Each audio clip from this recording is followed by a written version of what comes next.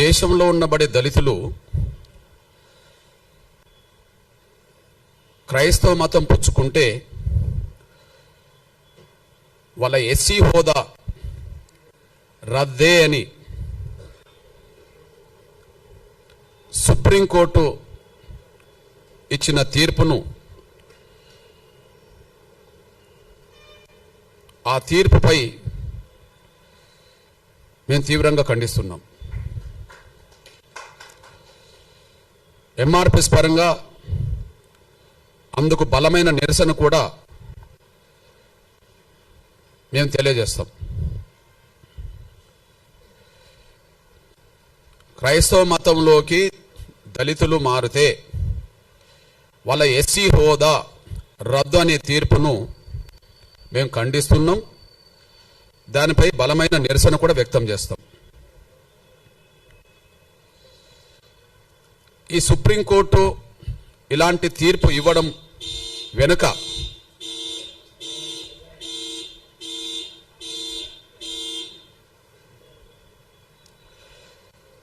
Supreme court ఇలాంటి తీర్పు ఇవ్వడం వెనుక 1950 నాడు వచ్చిన రాష్ట్రపతి ఉత్తర్వులను బేస్ చేసుకున్నది. 1950 నాడు వచ్చిన రాష్ట్రపతి ఉత్తర్వులను బేస్ చేసుకున్నట్టుగా ఆ తీర్పు చెప్తున్నది. ఆ ఉత్తర్వులే రాజ్యాంగ విరుద్ధం. ఆ ఉత్తర్వులే వివక్షతో కూడిన ఉత్తర్వులు. ఆ ఉత్తర్వులే రాజ్యాంగ విరుద్ధం.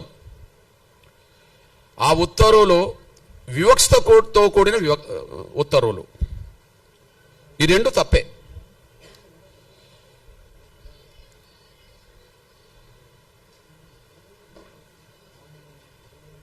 Please,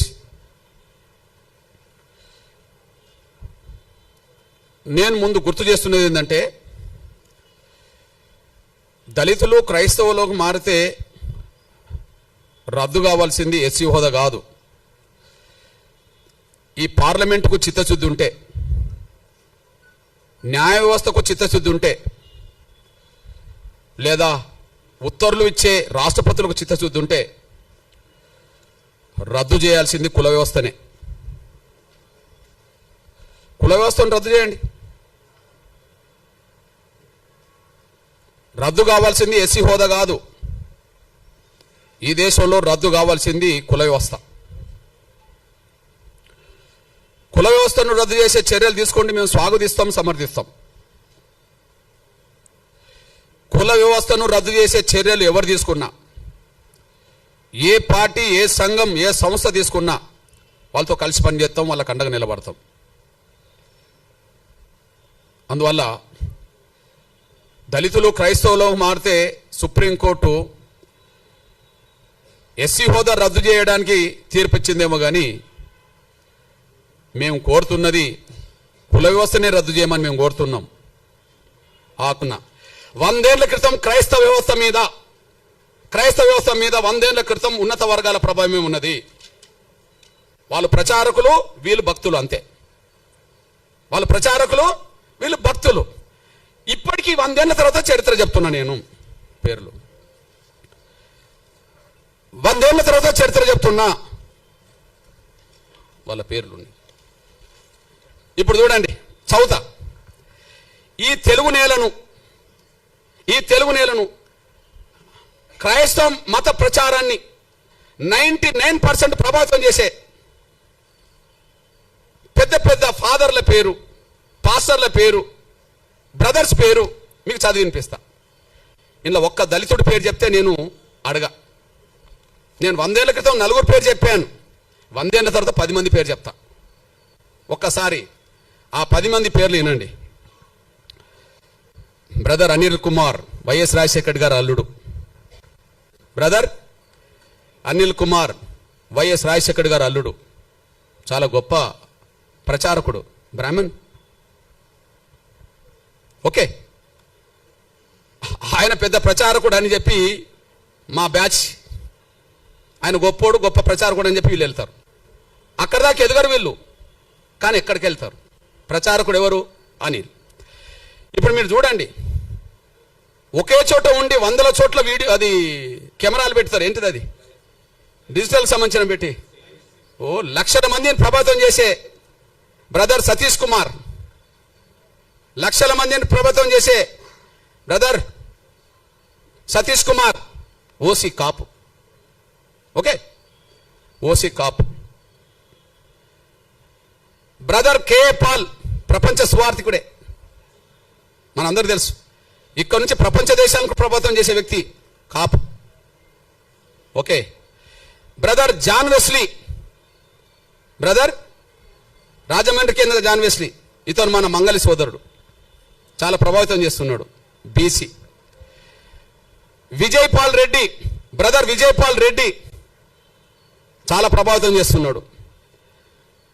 Jayaprakash Paul Brahmana, Jayaprakash Paul Brahmana. Shyam Kishore, pastor Shyam Kishore OC Kamma. Okay, OC Kamma. Stephen Paul, pastor PJ Stephen Paul OC Brahmana. Hosanna ministries John Wesley Kapu. Pastor Salem Raj BC, pastor Salem Raj BC. మా దళితుడు ఎక్కడున్నాడో నాకు అర్థమే అవుతలేడు. వీళ్ళు ఈ తెలుగు నేల మీద క్రైస్తవ మత ప్రచారకులుగా వాళ్ళు దేశంలో అంతర్జాతీయ స్థాయిలో పేరు తెచ్చుకుంటున్నారు. వాళ్ళని నమ్మి సమానత్వం ఉన్నదని చెప్పి వీళ్ళు భక్తులుగా పోతున్నారు. ఇప్పుడు ఈ ప్రచారం చేసిన వాళ్లకు, ఈ మతంలో చేరండి, మతం గొప్పదని చెప్తున్న వాళ్లకు 1950 ఆర్డర్ వర్తించదు. 1950 ఆర్డర్ వర్తించదు. వాళ్ళ కులం వాళ్ళ కులంగానే ఉంటుంది. వాళ్ళ కులం వాళ్ళ బ్రాహ్మణ కులమే, వాళ్ళు ఓసీలే. వాళ్ళ కమ్మ కులమే, వాళ్ళు ఓసీలే. మా మంగళ సోదరుడు బీసీనే, కాపులు ఓసీనే అక్కడ కదా, కమ్మ వాళ్ళు ఓసీనే. ఈ ఆర్డర్ వాళ్ళకేం వర్తించదు. ఎవరైతే క్రైస్తవ మతం చాలా గొప్పదని ప్రచారం చేసి దూసుకెళ్తున్నారో, పేరు తెచ్చుకుంటున్నారో, ప్రతి ఆదివారం, శనివారం, శుక్రవారం ప్రతిరోజు ప్రార్థన పేరుతో దశమ భాగం తీసుకుంటున్నారో, ప్రార్థనల పేరుతో దశమ భాగం కోరుతున్నారో, అసలు దశమ భాగం ఇవ్వకపోతే కూడా దేవుడు అంగీకరించాడని చెప్పి మన భయభ్రాంతులు గురి చేస్తున్నారో, వాళ్లకు ఈ ఆర్టికల్, ఈ రాష్ట్రపతి 1950కి సంబంధించిన ఆర్డర్ వర్తించదు. ఆర్డరు మేము గొర్రెలం కదా, వర్తిస్తుంది. దళితులు వాళ్ళు గొర్రెలాగా భావించుకుంటారు. వీళ్ళకి వర్తిస్తుంది ఆర్డర్, వాళ్ళకి వర్తించదు. మీరు చెప్పండి, ఇది వివక్షత కాదా? అసలు ఆర్డర్ రాజ్యాంగ విరుద్ధం అన్నా నేను. ఆర్టికల్ 14కు 15కు విరుద్ధం, సమానత్వ స్వేచ్ఛకు విరుద్ధం, ఆర్టికల్ 25కు విరుద్ధం, మత స్వేచ్ఛకు విరుద్ధం. అంటే బ్రాహ్మణులు మాత్రం క్రైస్తవ మతం పుచ్చుకోండి అంటే ప్రచారం చేయవచ్చునా? కాపులు, కమ్మోళ్ళు, రెడ్డోళ్ళు క్రైస్తవ మతం పుచ్చుకోండి, ఇందులో గొప్ప ధర్మం ఉంటే ప్రచారం చేయవచ్చునా? దశమ భాగం పేరుతో వాళ్ళు బాగా వెనుకేసుకోవచ్చునా? దళితులు మాత్రం మతం మార్చుకుంటే వాళ్ళు ఎస్సీలు కాకుండా పోతారా?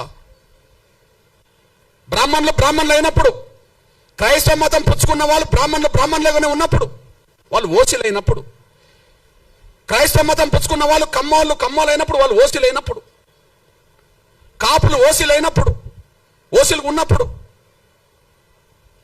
రెడ్లు ఓసీలుగా ఉన్నప్పుడు వాళ్ళకి ఈడబ్ల్యూఎస్ రిజర్వేషన్ వర్తిస్తున్నాయి కదా, ఇప్పుడు ఎస్సీ ఎస్టీ యాక్ట్ వీళ్ళకి వర్తించదు, రేపు రిజర్వేషన్ వర్తించవద్దు అని అంటుండ్రు కదా.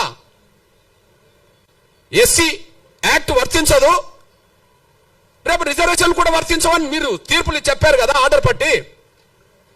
అంటే వాళ్ళకు రిజర్వేషన్ కూడా వర్తించవచ్చునా? వాళ్ళ కులహోదాగానే ఉండాలనా? వాళ్ళ కులహోదాగానే ఉండాలి. వాళ్ళ బ్రాహ్మణులు ఓసీ హోదా ఉండాలి. వాళ్ళు క్రైస్తవ మతం పుచ్చుకున్నా ప్రచారం చేసినా వాళ్ళ ఓసీ హోదా పోతలేదు, వాళ్ళ బ్రాహ్మణ కులం హోదా పోతలేదు, కమ్మల హోదా పోతలేదు, రెడ్ల హోదా పోతలేదు, కాపుల హోదా పోతలేదు. చివరికి మా బీసీలు కొంతమంది ప్రచారకులు మత ప్రచారకులు అవుతే వాళ్ళ హోదా బీసీలుగానే మంగళగానే ఉంటుంది. ఇక్కడ దళితులు మాత్రం మా మీద వివక్ష ఉన్నది నిజమే కదా, పోనీ మతం మార్చుకుంటా అంటే పోతా అని చెప్పి నమ్మిపోతే ఎస్సీ హోదా రద్దు చేస్తారా? ఇది వివక్షతో కూడిన ఆర్డర్ కాదా? ఇది రాజ్యాంగ విరుద్ధం కాదా? ఇది వివక్షతో కూడిన ఆర్డర్ కాదా? ఇది రాజ్యాంగ విరుద్ధం కాదా? మా మీద రుద్దుతారా? మేమేం తినాలి, మేము ఏ విశ్వాసం కలిగి ఉండాలని మా మీద రుద్దుతారా? మేమేం తినాలి, ఏ బట్టలు కట్టుకోవాలి, ఏ విశ్వాసం కలిగి ఉండాలని రుద్దుతారా? ఆ రుద్దడం అనేది రాజ్యాంగ విరుద్ధం కాదా?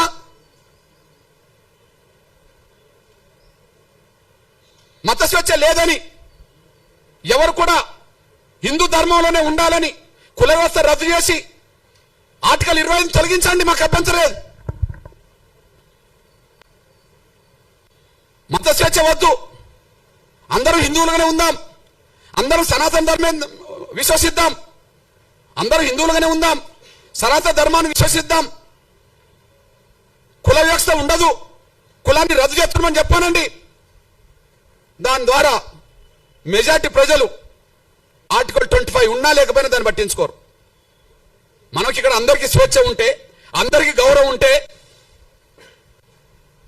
ఈ మత విశ్వాసాల్లో హిందూ ధర్మంలో లేదా సనాతన ధర్మంలో ఏదో ఒక లోపం లేకపోతే, కుల వ్యవస్థను సమర్థించే వ్యవస్థ లేకపోతే ఇన్ని ఎందుకు వస్తాయి? మనం విస్తరించలేకుండా పోయినాం, కానీ వాళ్ళు విస్తరించుకుంటూ ఇక్కడికి వచ్చేశారు. ఆ విస్తరించేటప్పుడు అది కరెక్ట్ మంచిది అని చెప్పి ప్రచారం చేసింది అగ్రకులాల క్రైస్తవ ప్రచారకులే. వివక్ష గురైన వాడు పోతే మాత్రం వాని హక్కు రద్దు చేస్తారు. ఇది న్యాయం కాదు, ధర్మం కాదు. ఇది గాంధీ కుట్రలో భాగం. ఇది గాంధీ కుట్రలో భాగం. గాంధీ ప్రత్యక్షంగా ఉండి కమ్యూనల్ అవార్డు అమలు కాకుండా అడ్డుకున్నాడు. గాంధీ పరోక్షంగా ఆనాడు రాజ్యాంగ సభ చర్చల్లో దళిత క్రైస్తవులకు రిజర్వేషన్ అవసరం లేదు, మేము అందరూ సమానమే అని చెప్పి 4 క్రైస్తవ అగ్రకులాల క్రైస్తవ పెద్దలతో అందులో రాయించుకున్నాడు. ఇది కుట్ర. నాటి నుంచి నేటి వరకు వివక్ష కొనసాగుతుంది. నాటి నుంచి నేటి వరకు వివక్ష కొనసాగుతుంది. ఈ నేపథ్యంలో స్పష్టం చేస్తున్నాం. పోనీ అంబేద్కర్ అభిప్రాయం స్పష్టంగా ఉన్నది. అంబేద్కర్ విలువనిస్తుండ్రా? మేము అంబేద్కర్ను గౌరవిస్తామని మాట్లాడుతుండ్రు కదా, అంబేద్కర్ ప్రపంచ మేధావని మాట్లాడుతుండ్రు కదా, అంబేద్కర్ గొప్ప రాజనీతిజ్ఞుడు అని మాట్లాడింది కదా. మరి ఆయన అభిప్రాయానికి విలువనియాలి కదా, ఆయన అభిప్రాయానికి విలువనివ్వాలి కదా. ఈ దేశంలో మత వ్యవస్థ కంటే మత వ్యవస్థను మింగింది ఇప్పుడు కుల వ్యవస్థ కదా. ఏదో అంటారు చూడు, పాముకు పాలు పోస్తే కాటేయకుండా ఉంటుందా అంటే, సనాతన ధర్మంలో కులం లేదనేటోళ్ళు ఉన్నారు, సంతోషమే. హిందూ ధర్మంలో వివక్ష లేదని అంటారు, సంతోషమే. మరి సనాతన ధర్మానికి కులానికి సంబంధం లేనప్పుడు, హిందూ ధర్మంలో వివక్ష లేనప్పుడు కుల వ్యవస్థ మనకు అవసరమే లేదు కదా. కుల వ్యవస్థ ఇప్పుడు హిందూ ధర్మాన్ని కూడా బలి తీసుకుంటుంది కదా, సనాతన ధర్మాన్ని కూడా బలి తీసుకుంటుంది కదా. సాక్ష్యం ఏంటిది? వెంకటేశ్వర స్వామి దేవాలయంకి వెళ్ళేటప్పటికీ అందరూ హిందువులే కనిపిస్తారు. మరి వాళ్ళ సొంత ఊర్లోకి వచ్చినప్పుడు అక్కడ పోయిన వాళ్ళందరూ కలిసి ఒకరినొకరిని ఇచ్చిపుచ్చుకుని ఉండడానికి అవకాశం లేదు కదా. అయోధ్యకి వెళ్ళేటోళ్ళు అందరూ అక్కడ సమానంగా కనిపిస్తారు, కానీ రాముణ్ణి నమ్ముకున్న వాళ్ళందరూ ఈ దేశంలో అందరూ సమానంగా వాళ్ళ గ్రామాల్లో లేరు కదా. కృష్ణుని నమ్ముకునేటోళ్ళు ద్వారాకి వెళ్ళొస్తుంటారేమో, అక్కడికి వెళ్ళేటప్పుడు అందరూ సమానంగా దేవుడి కాడ గంటంగా వివక్ష ప్రదర్శించొద్దు, భారతీయులందరి పట్ల సమానంగా చూడాలని చెప్పి ఆర్టికల్ 14-15 చెప్తున్నది కదా. మత స్వేచ్ఛ ఉన్నది, సమానత్వం అందరినీ సమానంగా చూడమని ఉన్నది. మరి ఇప్పుడు దళితులు మాత్రమే క్రైస్తవ మతంలో తీసుకుంటే ఎస్సీ హోదా రద్దు అవుతుందని ఎట్లా ఆర్డర్ వస్తుంది? దళితులు మాత్రమే క్రైస్తవ మతం తీసుకుంటే ఎస్సీ హోదా రద్దు అవుతుందని చెప్పి ఎట్లా ఆర్డర్ వస్తుంది?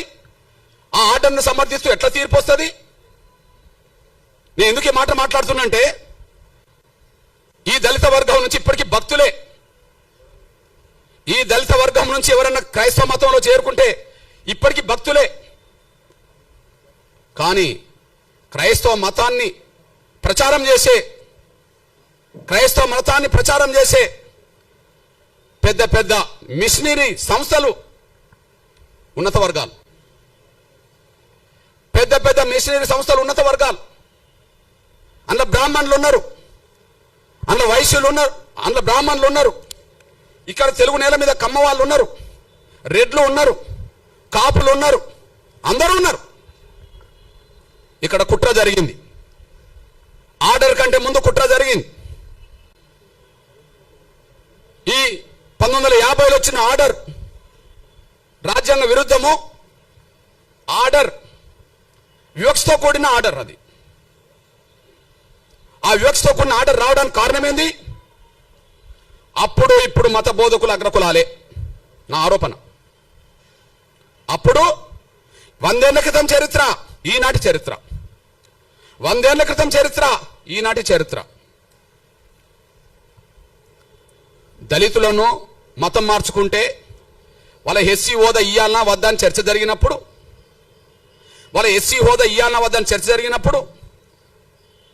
ఈ దేశంలో మేము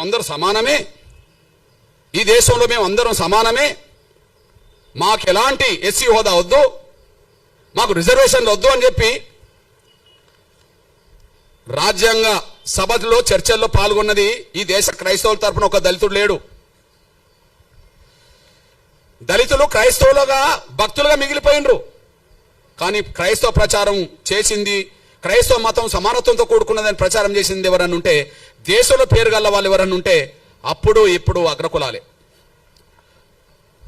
వాళ్ళు మారవచ్చునా? వాళ్ళు మారమని చెప్పవచ్చునా? వాళ్లకు ఈ ఆర్టికల్ ఏదైతే ఈ రాష్ట్రపతి ఇచ్చిన 1950 ఆర్డర్ అయితే వాళ్ళకు వర్తించదా? కుట్ర జరిగింది.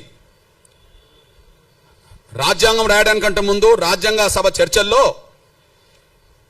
మైనార్టీల హోదా, అణగారిన వర్గాలకు సంబంధించిన వాళ్ళ మతపరమైన హోదా ఎట్లా ఉండాలని చర్చ జరిగినప్పుడు ఆ చర్చల్లో ఈ దేశ క్రైస్తవ ప్రతినిధులుగా 4 పాల్గొన్నారు. ఈ దేశ క్రైస్తవ ప్రతినిధులుగా 4 పాల్గొన్నారు. ఈ 4లో ఈ కమిటీకి చైర్మనే మీ దృష్టికి తీసుకొస్తున్నా. అల్పసంఖ్యాక వర్గాల సబ్ కమిటీ, అడ్వైజరీ కమిటీ. రాజ్యాంగంలో అల్పసంఖ్యాక వర్గాలకు, దళితులకు, పేద వర్గాలకు ఎలాంటి ఉండాలని చెప్పినప్పుడు అంటే అంబేద్కర్ కూడా ఉంటాడు. కానీ దీనికి చైర్మన్ ఎవరు? హెచ్సి ముఖర్జీ, పశ్చిమ బెంగాల్. ఆయన ఎవరు? బ్రాహ్మణ్. ఎవరి తరఫున పాల్గొన్నాడు? ఈ దేశ భారతీయ క్రైస్తవుల తరఫున పాల్గొన్నాడు. ఎవరు ఆయన? బ్రాహ్మణ్. ఓకే. ఇంకొక ఆయన ఫాదర్ జెరోమ్ డిసోజా, ఈయన పాల్గొన్నాడు. ఈయన అగ్రకుల వ్యక్తే.